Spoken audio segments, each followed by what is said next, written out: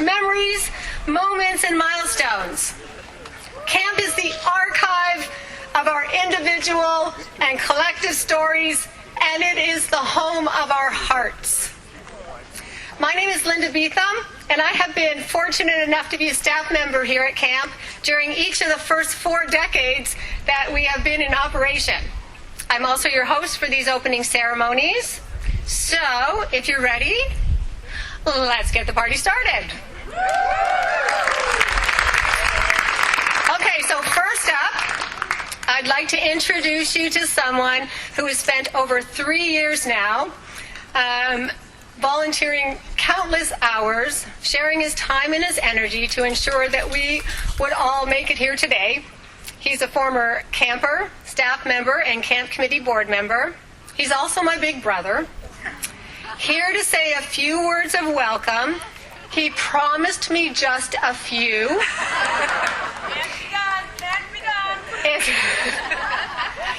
Is the thoughtful, sincere, hardworking, always cheery, long-winded, but loved chair of the 50th Anniversary Committee, Ian Falls.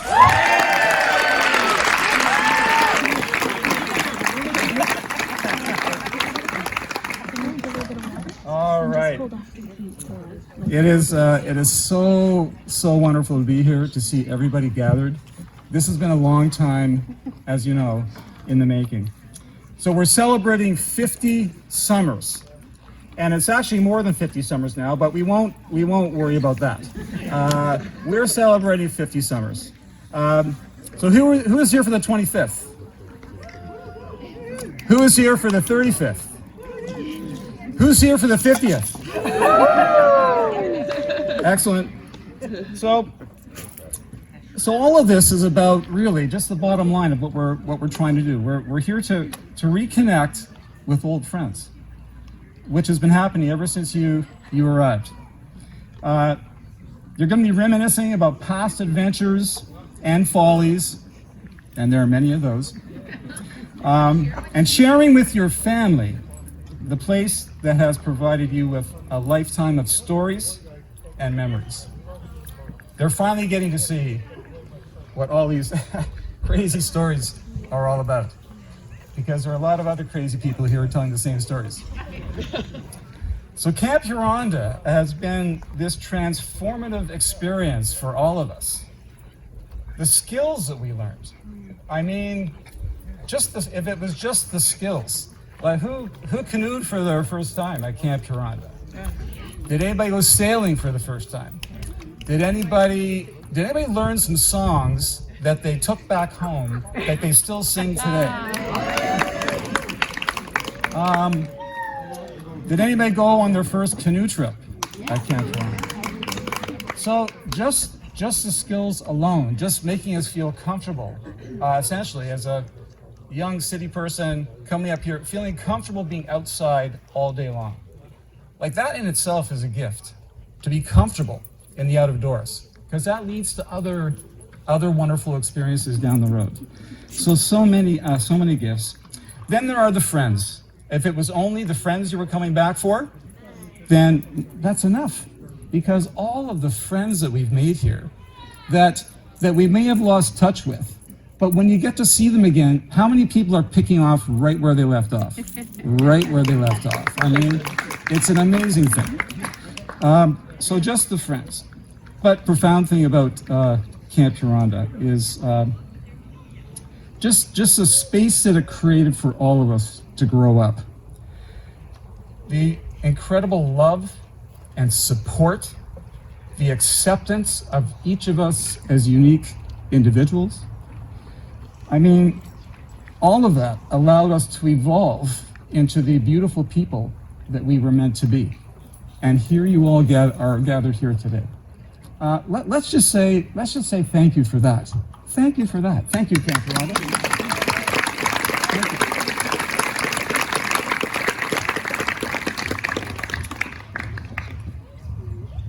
So how did we get here? Our committee has been planning this event for 3 years. It was postponed once. It was postponed twice. Here we are. And in the third year, the third try, and thank goodness we were able to pull this off. I mean, this is so exciting for the team, so exciting for all of you, because I know, just like all of us, we've been waiting for this moment for a long time. So our team, and I'm going to talk about the team now, just remain committed. And they could have dropped off after 1 year. It was only supposed to be a 1-year deal. Dealing with me as a chair. Yeah, but it became 3 years, and we didn't lose anybody because everyone was committed to the promise of creating an event like this. So our team remained committed to ensure that this weekend would happen. And what a team! This group of passionate, creative, determined individuals who were together for 3 years to ensure this weekend would happen, and it has been an honor and a privilege to have been along for the ride with all of you. So, I need to have all of the yellow shirts. Please stand up. All of the yellow shirts.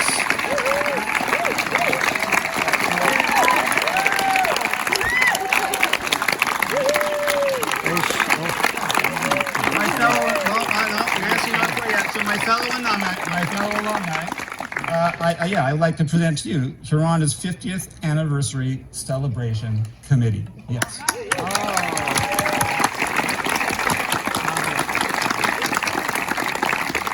Unlike everyone else, you can sit down. Unlike everyone else in the group, I wore my shirt clean today. Everyone else they're wearing their shirt for 2 days in a row. That's clean. All right, good to know. Good to know.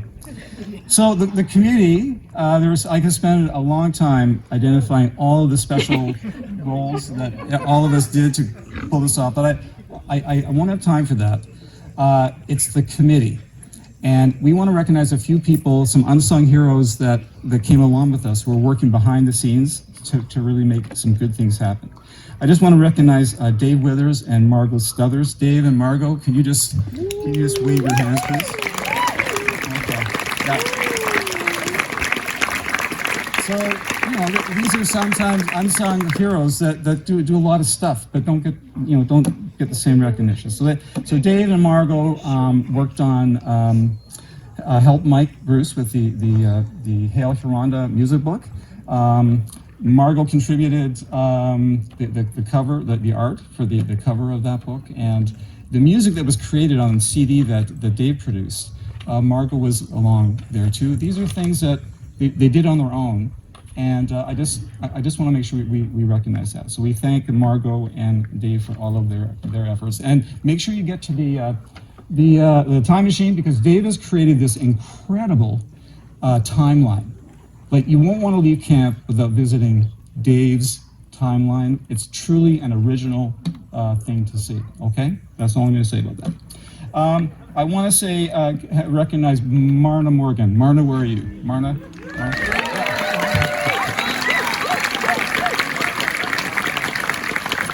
So not only is Marna along with her camera to take all kinds of photos for this event, have you seen some of the signs? Okay, Marna Morgan. And she's also contributed some of the art to the Hail Huronda book. So again, just working behind the scenes, and it just helps to make the whole event spectacular. So Marna, thank you. And Dave Anderson, I told Dave I would have a few words for Dave, but I still was working on what I was going to say. I just want to say that there were times where, we would email back and forth, we'd have a chat, and Dave would provide, this is the only time I'm ever going to say this, he would provide wise counsel. Wise counsel about, how things were going and how we might try something else, and just thinking through some things. So Dave really helped me personally to sort sort some things out, and it was really helpful. Dave Anderson, thank you so much.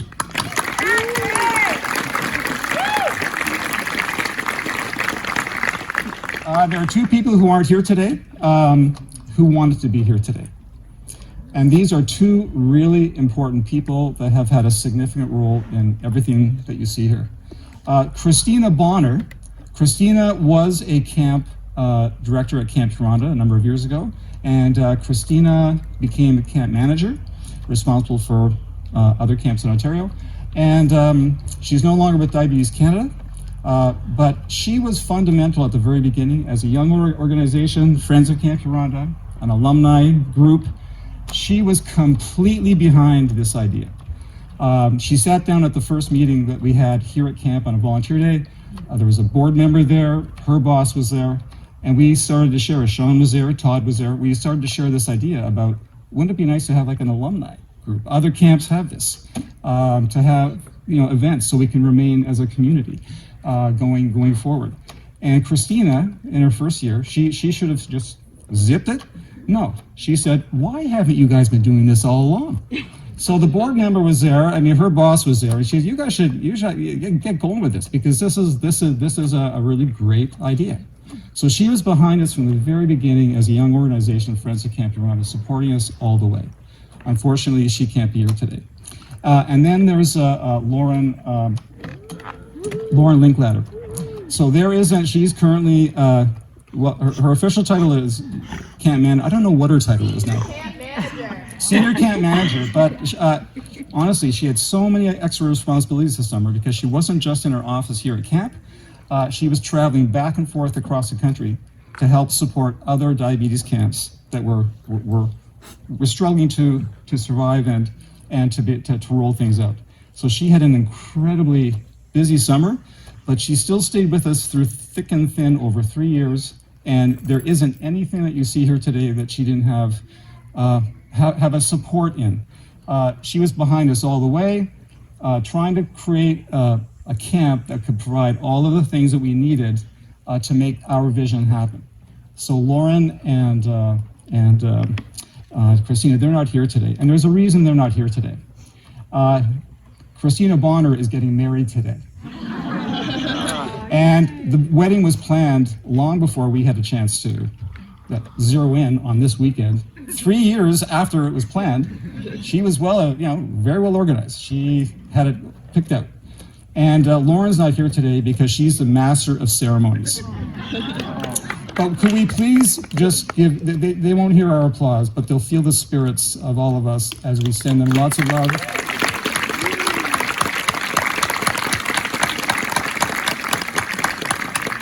Lauren and Christina, and finally to the Camp Huronda staff. They're everywhere.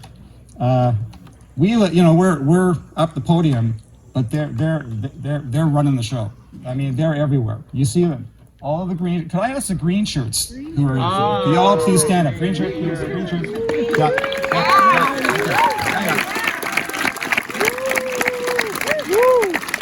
So this is Dave Delio, who's come all the way from the West. Normally he's working on the West Coast as managing camps out West, and he agreed to step in because Lauren couldn't be here. So he's come all the way from Calgary, right? BC, all the way from BC to be with us today. Dave's just a wonderful, wonderful man, and he's Camp Huronda alumni. It was how many summers? 12 summers. He belongs. Can we just thank Dave, please? Thank you. Yeah.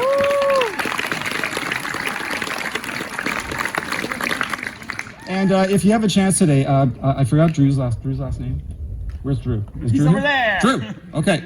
Drew, I forgot your last name. Okay, Fenwick? Okay. I just want to, if you have a chance today, if you bump into Drew, if you're connecting with any of the kitchen staff, please, who's enjoying the food? I mean, it is really. And Drew, I can't imagine a more supportive person helping us with the tools we need, the things that need fixing. Like he's part of our team. I've already had a ladder, a hammer, and a sledgehammer that I could barely pick up.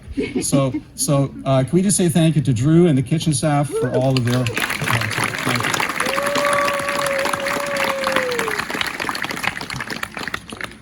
So David's young staff, it reminds us, like all of these beautiful young staff who are running the areas, helping at registration, helping with parking, and 100 other tasks. It reminds us of why celebrating 50 years means something, because Huronda continues to do what it has always done, helping youth live successful lives with type 1 as they go out into the world to become the beautiful people they were meant to be. And with all of us here for this celebration, young and old, Camp will continue to bestow gifts on us all. So let's rekindle our relationship with this magical, beautiful place we call Camp Huronda. Enjoy your weekend, and friends, welcome home. Woo! Beautiful, beautiful.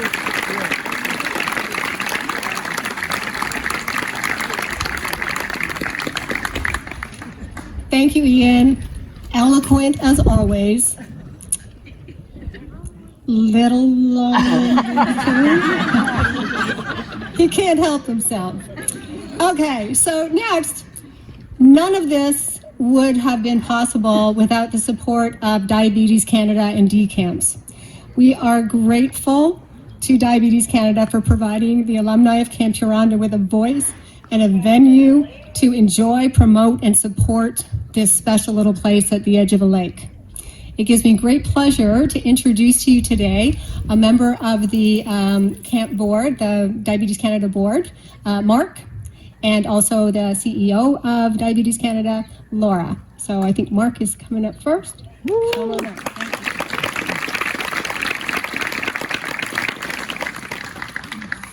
Well, welcome everyone. My name is Mark Lehman and I do serve on the Board of Directors for Diabetes Canada. I'd like to start by recognizing that the work of Diabetes Canada takes place on traditional Indigenous territories across Turtle Island. We're privileged to be joined today by local Indigenous Elder Doug Pawath, who will be with us in a little bit, and he will welcome us and deliver a land acknowledgement.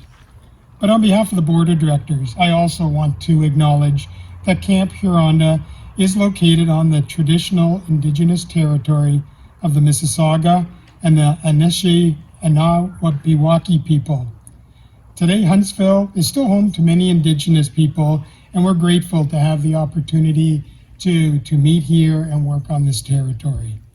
We just wish to express gratitude for the resources we have across this land that we're using, and we honor all the First Nation, the Métis, the Indigenous, the Inuit people who've been living on this land since time immemorial.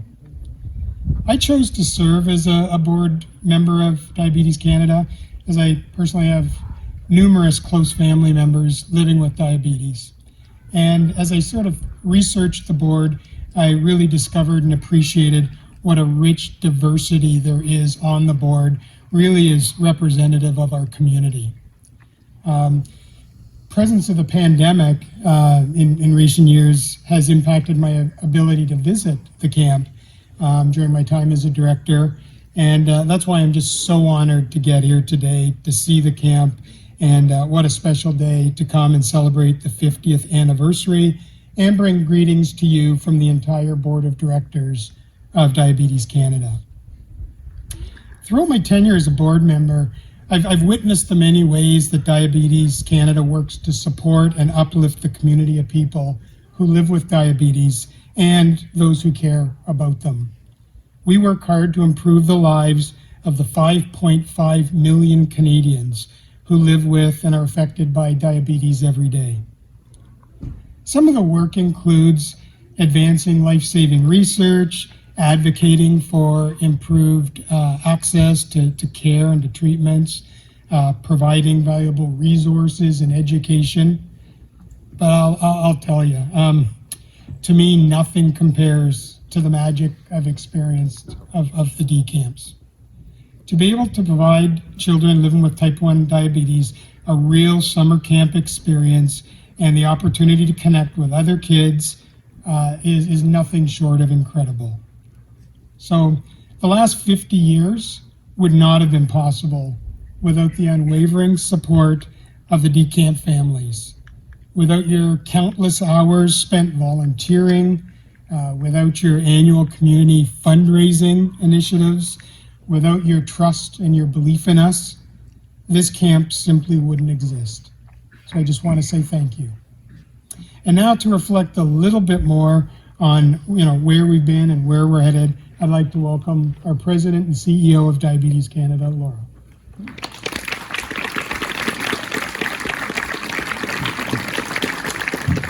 Thank you, Mark, and thank you to all of you for the warm welcome. Mark and I had a chance to do a tour earlier, and to see the camaraderie of the alumni, also quite a few tears of the new post over by the Lookout, really touches the heart. So it's an honor to be here today and to share this special weekend with you.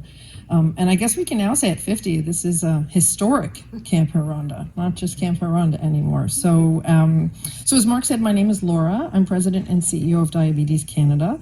And this is my second time being able to visit here. I was able to come up in June and see the opening of the new insulin. So if you haven't had a chance to check that out yet, it's quite amazing. And that was a very generous donation from our partners Novo Nordisk for $1.5 million to rebuild that. And we are so grateful for that. And apparently there's a great, yes, thank you. Please. And what was lovely coming in June is I started my role here at Diabetes Canada 2.5 years ago, so right during COVID. So one of the first decisions was, are we going to have camp in person? And the decision for the first 2 years had to be no, sadly. And so coming up in June and actually seeing kids coming who were coming on a tour, who were going to come in a few weeks and who were nervous, was just so exciting. And for those of you who don't know, we actually operate 9 D camps across the country, and we also operate 10 family camps across the country. So each summer there's almost 2,000 children who come through camps. Camp Huronda is the only one we own. The others, and it's the only one that operates all summer long. The others we rent out for a week or two in the different places. But I know this is a second home. It's very clear from the tour that this is a second home for many folks, and it was very moving to see the kind of relationships that people continue to have. And certainly Lauren and I were just in Moncton a couple days ago for a family camp event. And when Lauren tells her story that not only she was a camper here and a counselor, and now she works here, but that she had her boyfriend here and now they're married, and like just the incredible power of this place. So from 1971, it's been on this location. The camp's been operating for longer than that, but on this location. And if you think back to 1971, there was no internet, and there was no video games, and there was no TikTok, which I don't know what my kids would do without TikTok. And but there was the magic, and I think the magic is better than all of that. So I just, on behalf of all the staff of Diabetes Canada, and as someone who lives with diabetes herself, I just want to say thank you to the 50th Anniversary Committee, to all the people in the yellow shirts, to all the folks in the green shirts, the staff who have been working so hard this summer, and not just here, but across the country, as you heard with David out in BC. But thank you to all of you who have made the time to come here, but over the 50 years have just added to the mosaic that is Camp Huronda. I want to close with 2 special thank yous. I've never met either of these gentlemen, but I understand they're very special. The first is a special thanks to Dr. Bob Ehrlich. And I can, yes.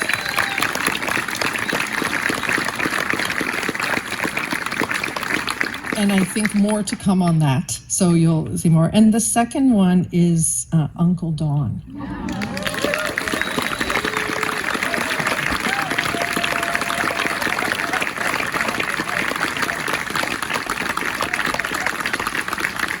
And as you know, Uncle Don is no longer with us, but Dave and Heather are here today. Where are Dave and Heather?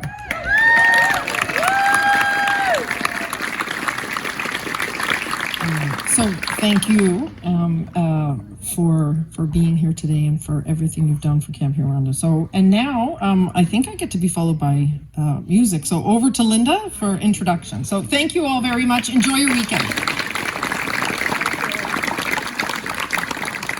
Thank you so much for those words. Okay, so, what is camp without music? Nada. All right. And without a multitude of voices. So we need a song. And here to lead us in a song is kind of a neat duo. We have one person who was on staff, counselor in 1971, and the other person who is currently on staff. So please welcome Bill Priestman and Eggy Azariel.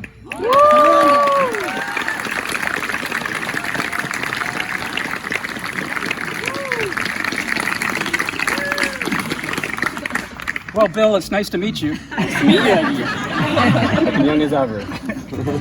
This is my old friend Eggy that I've known for half an hour. So one of our challenges was to come up with a song or two that we used to sing back in the old Magic days in 1971, and apparently one doesn't exist. I've got love like an ocean, I've got love like an ocean, I've got love like an ocean in my soul. I've got love like an ocean, I've got love like an ocean, I've got love like an ocean in my soul. Now all alone, I've got peace like a river, I've got joy like a fountain, I've got love like an ocean in my soul. I've got peace like a river, I've got joy like a fountain, I've got something in my soul.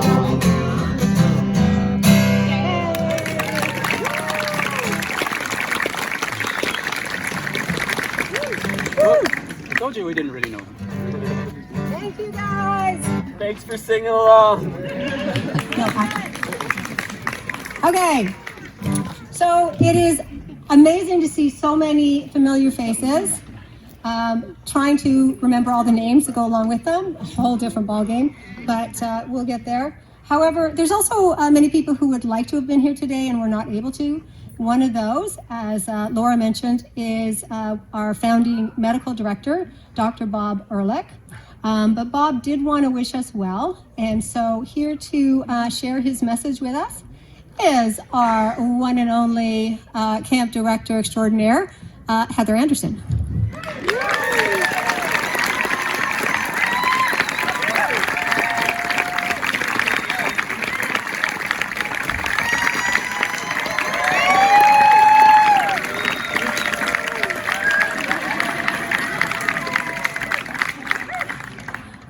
Yeah, I wish Bob could be here. He was planning to try to get over here. Once Bob left the camp and he wasn't our medical advisor anymore, he loved the camp so much, bought a cottage right across from the camp, and he used to paddle over here unannounced, wander through the dining hall, shake people's hands. Some of the younger campers would go, well, who's that guy? And we'd go, oh, you got to know Uncle Bob, for sure. And yeah, so he had a profound effect on how the medical establishment got developed here over the years. So unfortunately, he's 94. And he couldn't be here today, but he did write some words, so I will read those. I never used to need these to read anything, but now they're necessary. Okay, Camp Huronda is 50 years old. Hard to believe. Started in 1961 by a group of parents of children with type 1 diabetes. I think you might have meant 1971. 61? Okay, I didn't know that. There we go, I learned something new.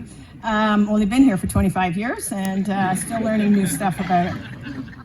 Type 1 diabetes, using the facilities and staff of other camps, usually for 2 weeks at the end of the summer. This proved to be difficult, mainly because the staff of these camps knew little about diabetes in children. These parents approached Dr. Lori Shute, head of the Hospital for Sick Kids Children's Department of Pediatrics, for assistance in developing a camp that would last all summer long. I had joined the staff at Sick Kids and was asked to help these parents. At first, we used the facilities at other camps, but then with the support of the Canadian Diabetes Association, funds were raised that allowed us to purchase the property that is now Camp Huronda. The treatment of children with type 1 diabetes at the time involved urine testing for glucose and ketones and 1 injection of insulin per day. This has evolved into multiple injections per day, plus the use of insulin pumps and glucose sensors, achieving much better control and better long-term results. 50 years later, Huronda has been a resounding success. The memories created, the friendships formed have impacted so many lives. I feel privileged to have been part of the development of the camp. Bob Ehrlich.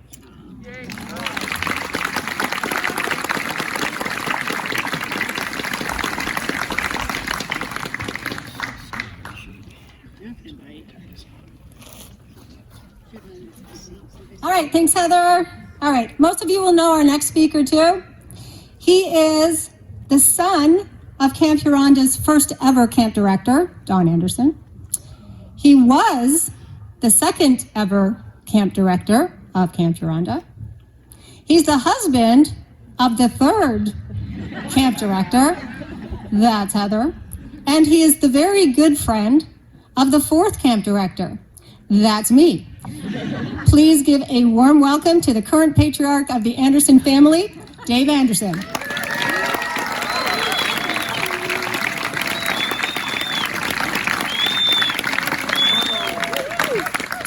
Some people will do anything to stay coming back to camp. Eh?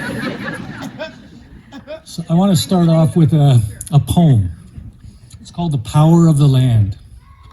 In every nation, in every clan, the elders to a person, whether woman or a man, shared a common truth, one truth to understand: the spirit of the people is equal to the power of the land. The mother of us all, the sacred Mother Earth, is constant in her giving and perpetual in her birth. In meadows and in fields where weeds and flowers grow, she conceives the summer showers and spawns the winter snows. In forests and in mountains, she gives the birds that fly every type of wing, then coaxes the wind to join in harmony when they begin to sing. In brooks and streams and rivers, as they flow, she generates the dreams and makes the fires glow. And in every creature, whether large or small, she buries gems of wisdom in them all. And in every grain of sand, she plants the knowledge of the power of the land. And those that honor her creations and acknowledge her grand design, she gives the temples of the sacred and the patterns of the divine. And then with certain knowledge, this to understand, that the spirit of the people is equal to the power of the land. That's a poem by Duke Redbird. Duke Redbird is an Ojibwe elder, and I heard him recite this poem, and then I wrote to him to ask permission 3 years ago to be able to recite it here, which would have been 2 years ago, but is today instead. So I'm hoping that his permission was sort of an open-ended permission, and I think it was. I think he was very generous as far as that goes. So I've got a few things to say myself that isn't a poem, and for this weekend to finally be here, there are so many people that need to be thanked, and of course, most of them have been thanked in one way or another by now. But I'm going to say a few things about Ian. He got in a couple of things about me. I'm going to get a couple of things in on him. His sister covered it pretty well, but most of us recognize by what Linda said earlier that Ian's a pretty busy guy. He's a retired teacher that still teaches. He's a former camper and staff member who still comes to camp. He's been riding a bicycle since he was 6 years old, but we still have to hear about it every single summer. He takes great pains to be inclusive. He takes great pains to be environmentally responsible. He takes great pains to describe these bike trips. To summarize, Ian's a great pain.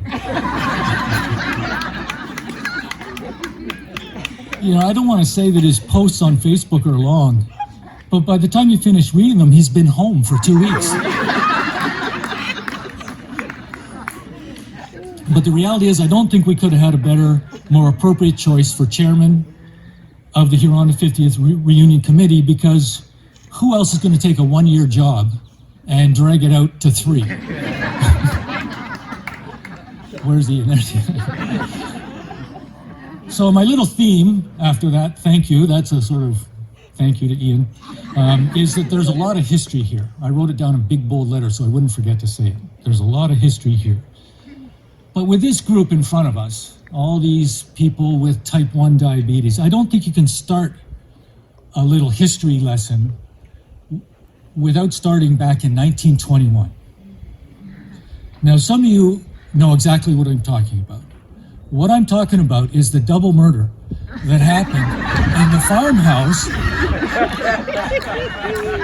in 1921. You know, how coincidental could that be? So there was a double murder in 1921 in a farmhouse that was still here in 1971. We still used it as a building. The night nurse would sleep in the upstairs, right where the murders happened. And we could show campers the bullet holes in the frame of the door.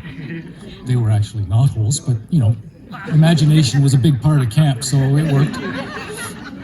So this location was actually a farm in the 1920s. And you know, for maybe obvious reasons, it was kind of abandoned after that particular event and stood more or less empty until the 40s, when a couple of ladies from Toronto bought the property. They planted most of these trees. It was just a big farm. They planted the trees that formed the wishing well ring. They designed the cabins that go down along the lake. And they had some unbelievable foresight when you look at what they created. Started with them. And it was a camp for girls. And if the camp numbers were down a little bit, then sometimes little brothers got to come. But mostly it was a camp for girls. And it was called Camp Wasiosa before it was called Camp Huronda. So there's a lot of history here. Starting in the 1960s, as we just heard, a small group of dedicated parents, along with Bob Ehrlich, and his vision was always that he'd never wanted to see Camp Huronda become a hospital in the woods. He wanted to be a camp first. And I think we've been pretty successful at making sure that it was a camp first. So these parents, they found this beautiful setting and they arranged to purchase it. And it's a little, you know, history is a funny thing, but I remember it as being $150,000 to purchase this entire property, almost 2,000 feet on the lake. There's like, I don't know how many acres there are back on the ridge. There's about 100 in total. 400, they've added to it. They're not the original purchase, I don't think. But anyway, doesn't matter. $150,000.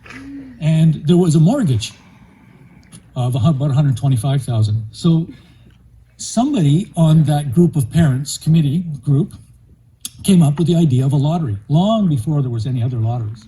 The winning prize was $25,000. And the tickets cost 25 cents each. You could buy 5 for $1. That'd be a loony for some of you younger people if you're not quite sure what that is. So it didn't take very long before that fundraiser did a fantastic job of getting rid of the mortgage, probably within 3 or 4 years. That crazy 25-cent ticket paid for this property. You know, let's not even pretend to figure out how much this property might be worth now. But 50 years ago, it was about $150,000. And before 1971, these parents ran this camp. They were dedicated volunteers. Most of them had children with type 1 diabetes. Some of this group, well, at least one for sure of this group is here today. Joan Mills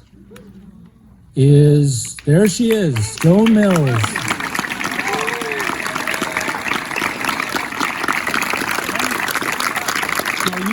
You can thank a lot of people, but you probably need to start with Joan. And her group, there was Harry Hunter, there was Guy and Kay DeZorzi, there was Eric Roberts, there were the McBrides. You can probably help me out. There's probably some others that I'm forgetting.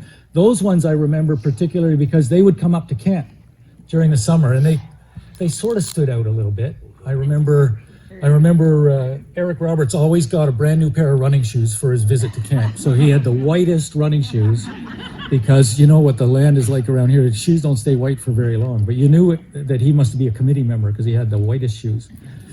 And I can probably tell this story now. They used to, you know, the melamine cups, they used to walk around with their melamine cup, and you know, everybody just assumed it would have, you know, tea or coffee in it. It didn't, but Eric in confidence always said, but I mixed it with diet ginger ale. And you know, that's what could go on sometimes right under Uncle Don's nose. So they formed the camp committee that oversees operations at camp. They were all volunteers. Before 1971, there wasn't such a thing as a paid person in the Diabetic Association. They were all volunteers. And then really the camp formed a common purpose and probably is responsible for the evolution of both the Ontario division in particular, but probably the Canadian division of the Diabetic Association. And you know, that brings with it a whole new set of interesting dynamics and things like that. But I think it probably started with the camp. So again, there's lots of history here. I'm proud to say that our family was here from the beginning, and we continued to be for the first 38 years of the 50 we're celebrating this weekend. The first director, as many of you both know,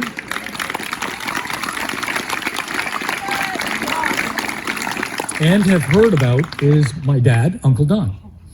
He's the guy, along with my mom, Auntie Jane, that we can give a lot of credit to for the early successes of the programs here at camp. Uncle Don believed that every camper should learn to swim, should be able to go on an overnight camping trip, and be able to light a fire, preferably in the rain. And if you learned those three things while you were at camp, that was a successful 2-week session at Camp Huronda. He also believed that giving young people responsibility and the freedom to create would ensure a staff and camper experience that would foster learning and fun and be memorable. The expectations were high. Everyone had to contribute, but we were also free to express ourselves at camp. That was one of the ways that, I believe that was one of the ways that Huronda evolved and became such a special place for everybody that's here today. Each of us made a contribution. Where else could you organize camper age groups from characters in The Lord of the Rings? Or participate in quests with Gandalf or William Wallace, or be invaded by Martians? And this is not to mention that we celebrated the original occupants of this land with some dignity and respect. Huronda is where you learn to live with people and get along with people. After a few weeks here, and don't forget that's 24/7, no one could hide their real personality. And no one needed to. We had nowhere else to go, so we learned to deal with personalities and stresses with tolerance. You know, that's something that we could use and see a lot more of in other parts of our lives. I think we can all agree on that, especially over the last couple of years. We learned here to respect differences and enjoy what we all had in common, which was at least life, love, and camp. For a few years, I was lucky enough to be the second director. But as my time at camp seemed to be coming to an end, I had to figure out a way to extend it. I had to find a partner who would love camp, you know, and me, but mostly camp. And most of you here know her as Heather. She's the longest serving director, I'll say so far, but probably that'll stand for a long time. And for more than 20 years, she brought her own brand of leadership, building and expanding on the learning, the fun, and the memories. My siblings grew up here, Keith, Janet Lee, Mary Ellen. My kids grew up here, Amber and William. Where's William? There's William. And Connor, you know, as those of you who remember Connor, he can be a little bit stubborn. He said he wasn't going to come today. He said it was for everybody else to enjoy, and he wasn't going to come. But so he's represented by everybody else. And you know what? My grandchildren are here. I have Garth. He's the youngest. Then we have Gwen. She's in the middle. And we have Andy. And guess who Andy's named after? Andy Anderson. Uncle Don.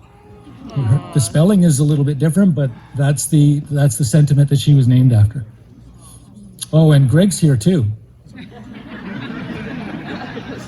Greg's kind of an Anderson. So I want to finish with saying that there's a lot of history here. Our first maintenance man was Joe Knott. We inherited him from the previous camp, Wasiosa, a camp for girls, right, which I already mentioned. So for Joe, if it couldn't be fixed with a hammer and a nail, it couldn't be fixed. And Joe would sit in front of the Royal York on a stool, and he might as well have been whittling, but back in those days he was probably smoking a cigarette. And he would wait for you to come to him. And if the solution couldn't be done with that hammer and that nail, we were going to have to call somebody from town, or we were going to have to do something else, because he wasn't leaving that chair. Right? His wife's name was Elva, and Elva was our first cook. And she always made way too much toast at breakfast, way too much toast. So even after it was brought to her attention that she was making way too much toast, it didn't stop. So after a little sleuthing by Uncle Don, it was discovered that the Knotts had a pig.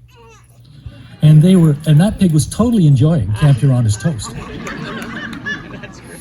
So to diplomatically solve this problem, and I think everybody who knows Uncle Don, he was nothing if he wasn't a diplomat of some kind, he began to reclaim the toast and save it until nighttime.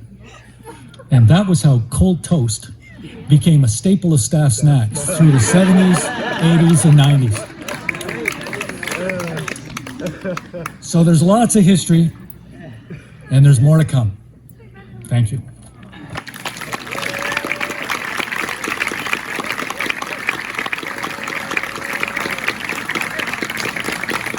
Dave, that was awesome. Even I learned a few things I didn't know before, but maybe we could have a show of hands. Let's see.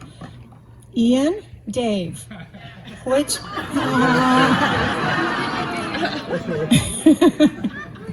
all with love, people, all with love.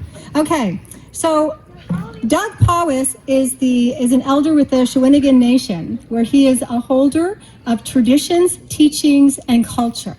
In this role, he shares his knowledge at ceremonies throughout Ontario, at schools, at festivals, and at events like ours. It is particularly poignant that Doug is here today, as he is the person who we have returned the headdresses that we used to use in our Native programming for him to use. And he has now been able to put those to good use, and they are in their proper place.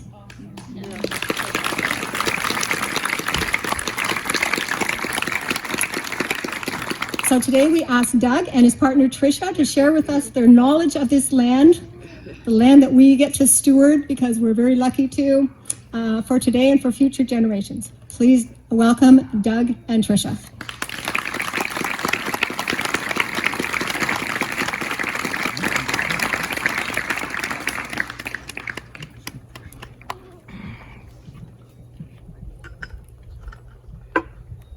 Sorry, I don't stand behind podiums.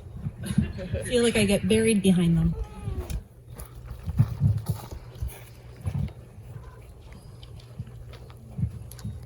Miigwech.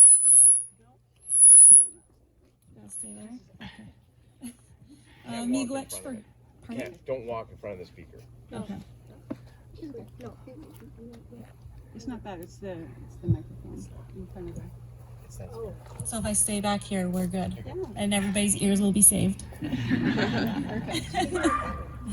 Oh, maybe not theirs. So Miigwech for inviting us here today. This is obviously a very wonderful milestone for everybody here, and congratulations on this moment. It's very clear the community that's been developed here over the last 50 years, so congratulations to all of you. And now that we know there were, 2 murders not so far away, Doug has to smudge, so we gotta clean it up here a little bit for you.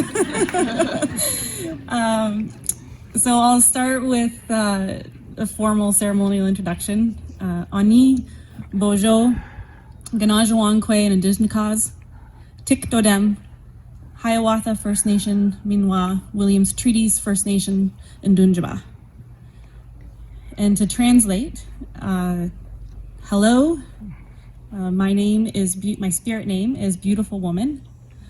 I belong to the Elk Clan, and I also belong to the communities of Hiawatha First Nation, and the Williams Treaties First Nations.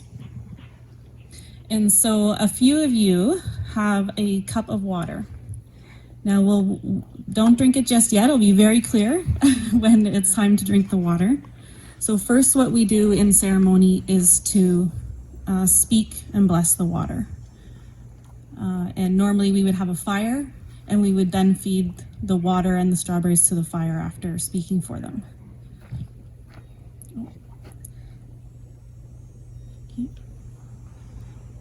Thank you.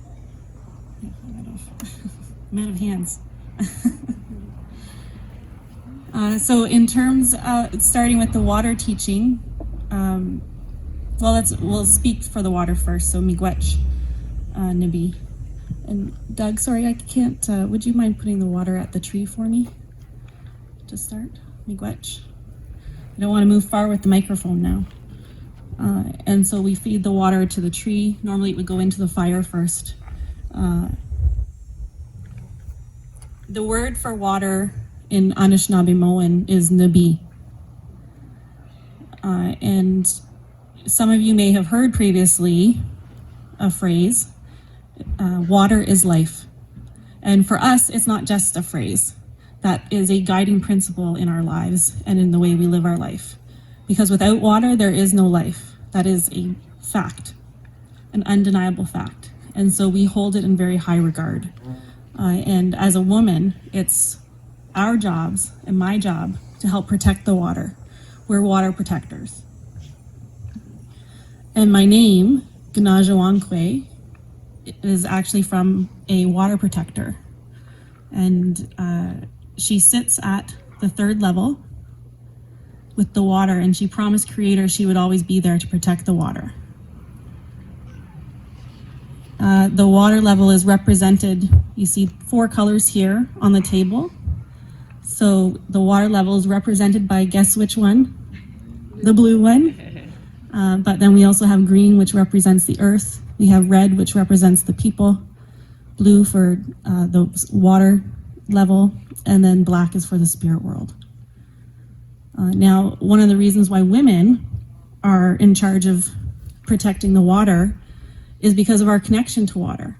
So who else has the ability to create and give life? Women. And our children start off in our wombs and surrounded by water. And so we have that connection with Nabi. And if we look at Turtle Island and we see the tributaries and the lakes across the land, we see a reflection of ourselves. It's representative of our veins, of our heart, of what's flowing through us.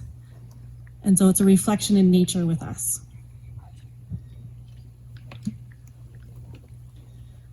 And so with that, we can take the water, whoever has some, and say miigwech, and you may drink.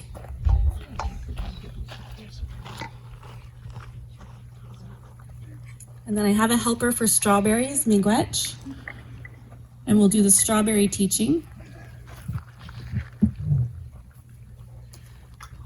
And so the word in Anishinaabemowin for strawberry is odamin, which literally translates to heartberry. And I'm sure you can understand why. Anybody want to take a guess? It's shaped like a heart, exactly. And the strawberry is important in the culture because it's the first, after a long winter, a long hard winter, it was the first fruit, the first plant to bear fruit. And so coming out of, a time period where harvesting wasn't happening, this was some of the first that we would break our fast with. And then it's also the last to flower. First to flower. Last of flower. That's what I said. Yeah, first to eat, last to flower. He's messing me up.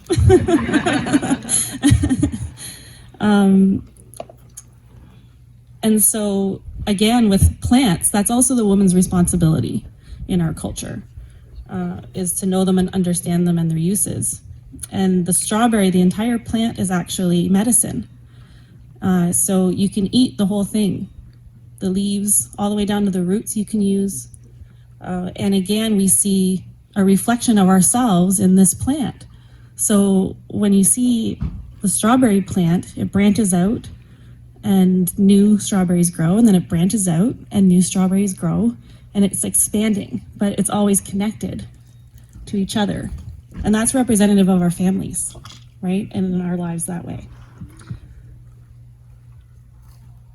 So with that, if we have the strawberries all handed out,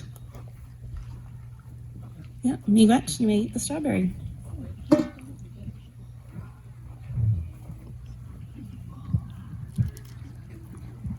And then I'll leave it to Doug.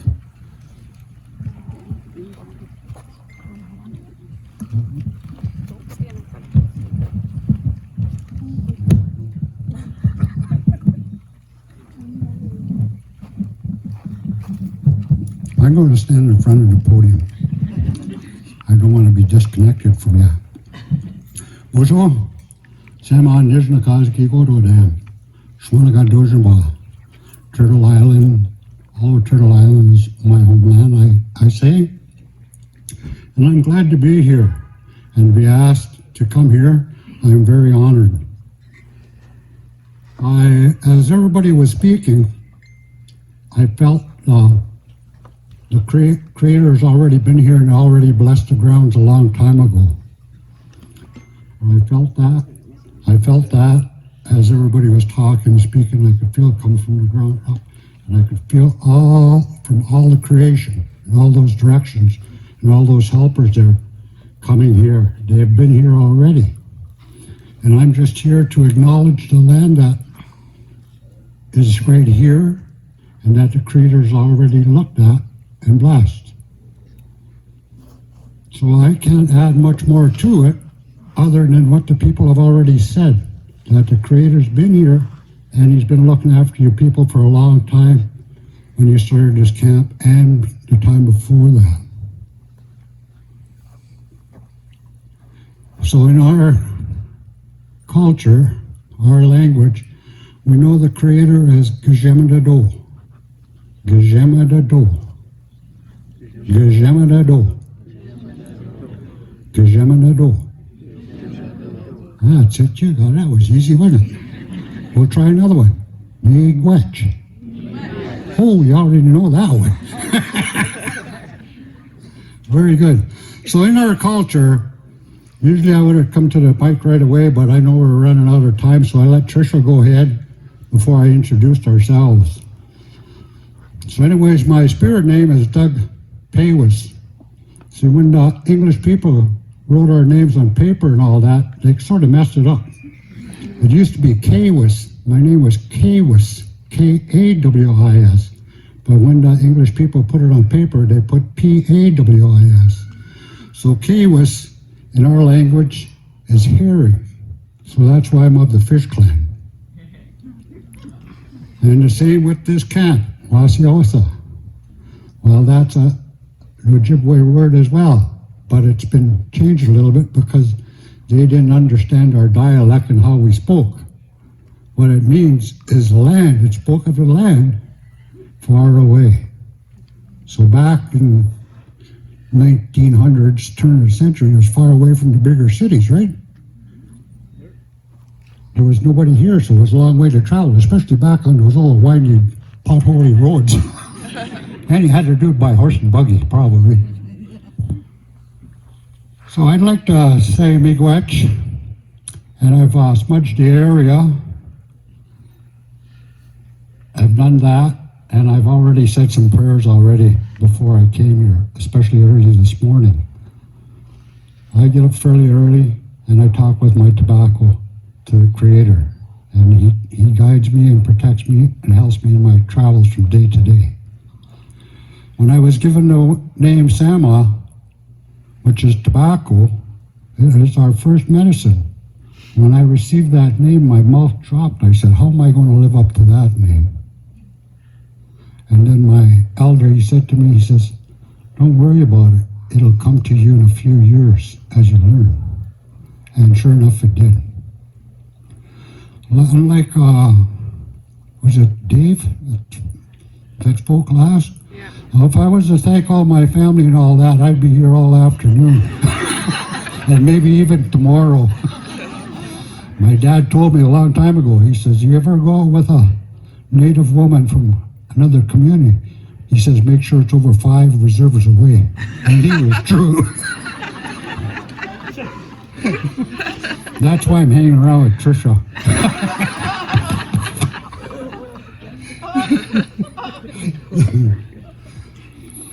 So as I said, I'm honored to be here, and I know Trisha is honored as well. Trisha and I have done a bit of traveling, and we do a lot of ceremonies and things. And my role as a teacher and elder changes from time to time. When I come to places, I go to places, and I go speak, you notice I don't have a roll of paper in front of me to read from. It comes from here. Comes from the heart. And whatever comes out at that time was meant by the Creator to be spoken here. So with all these teachings and all these visions and all these spiritual things that happened to me, I felt it as soon as I was coming down the road and coming in here. And then we went down to the lake and I felt it down there as well. And I'd like to talk a little bit about diabetes. About 5 years ago, my sister called me on a afternoon about 4 o'clock, and she says to me, can you get me to London Hospital by 2 o'clock? I said, just let me check. I said, yes, I can. So on the way down, I asked her. She said, I'm going down for a kidney transplant. I'm a type 1 diabetic and my kidneys are shut down. So I took her there and I left her there. Well, I made sure they took her first because the kidney had to fly in or something like that. So, as we know, I don't know if you know this, but all First Nation people are going to end up being diabetic. Why? Because we have a gene in us called a fast gene. Back in the time before the coming of the Europeans, we put on weight, and in the difficult times it slowly came off. But now everything is fast foods around here. Now we can't get rid of it. It stays with us. McDonald's, Harvey's, Kentucky Fried Chicken, all those places. And the coming of the European foods, the sugar, white flour and all that, our body wasn't used to that. It was used to the purity of the lands, living off the lands, the animals, the plants, and all of that. That's where we got all our nutrition from. So we don't really need the fast gene anymore. And I'm lucky to be as thin as I am, because at every feast that we attend, we always have every ceremony rather, we always have feasts. And I kind of staying thin. You see, I've been diabetic since 1996. And I've managed to do all right for about maybe 15 years with no medication, watch my weight, eat healthy, do things like that, and be active. And then now I'm on metformin and a couple other pills, which I have to take. And the one thing I didn't like about it was that I had to eat breakfast. And I never ate breakfast in all those years. I'd be crying at breakfast, taken right after I take my pills. I don't want to eat. And the doctor told me, if you don't eat, you're going to end up with the runs. So I tested it out, and sure enough, it happened. So I cried in my breakfast for a few more days and a few more years, but I'm fine with it now. So I would like to say, miigwech, for everybody that's being here, you've all been recognized, and you're all a witness to what has happened here today and what has been said and what is going to go on from this day forward. And once again, Ganajon Kwe and myself say, miigwech, Miigwech, a big thank you for inviting us and being a part of your day. We are standing on the Huron-Robinson Treaty of 1850, and that's what treaty I belong to. The Robinson-Huron Treaty stretches right across from the bottom of Wabashine, right straight across to the Ottawa River, right up to where the waters change direction in the north past New Lisker, where it flows north and then flows south past the line. So that's a big territory. So wherever there is no title to land, crown land, I can go there, and anybody in that 1850 treaty, we can go there, hunt, fish, and even set up a camp.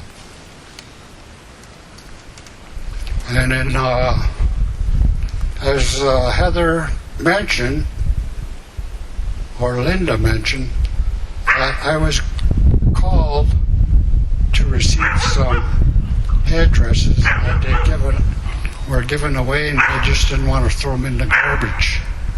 So today, I went to your history cabin, and I just happened to bring one headdress back so you can put it in there in memory of what has gone on.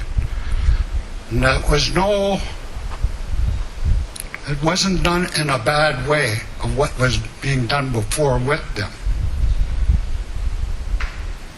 So in honor of what has happened in the past and for moving forward, I have brought one back.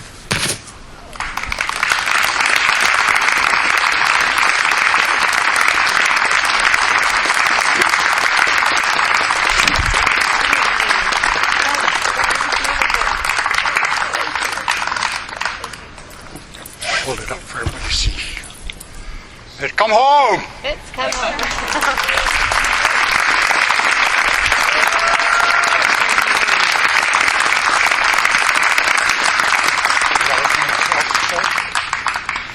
Okay, that's it. I'll just close here.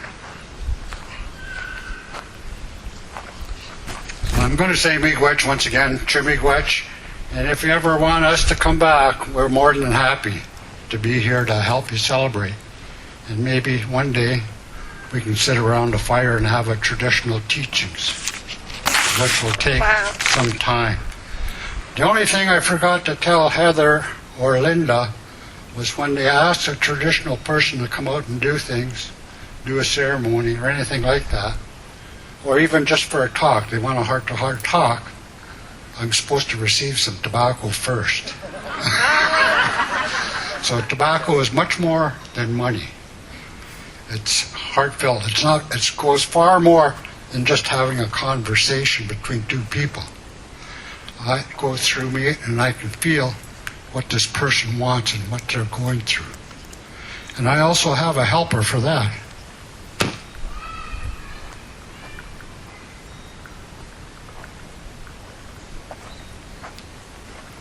These two crystal balls, they help me all the time when I need them to find out what has happened, what's going on today, and what's to come tomorrow. How? Miigwech.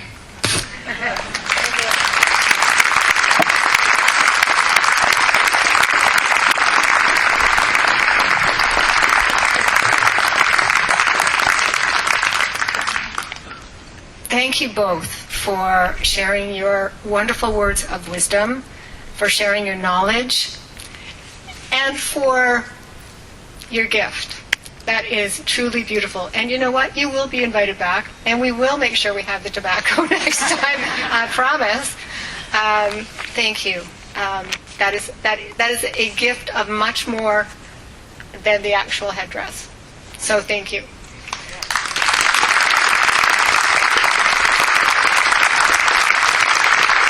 Okay, we're almost done, I promise. All right? So, but one more time, we're going to hear from our then and now duo, Bill and Eggie.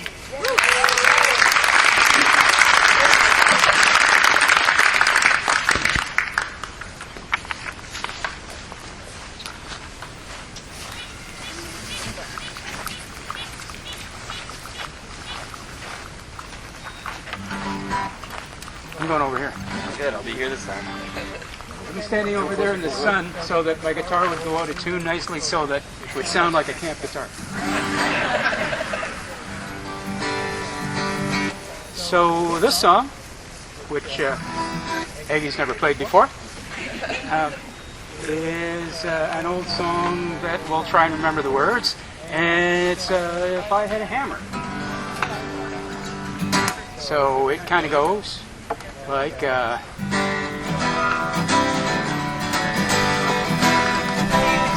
feel free to sing along, feel free to clap, feel free to whatever you like. If I had a hammer, I'd hammer in the morning, hammer in the evening. All over this land is the hammer of the sticks. It's the hammer in the morning. I hammer in the love between the brothers and the sisters. Oh.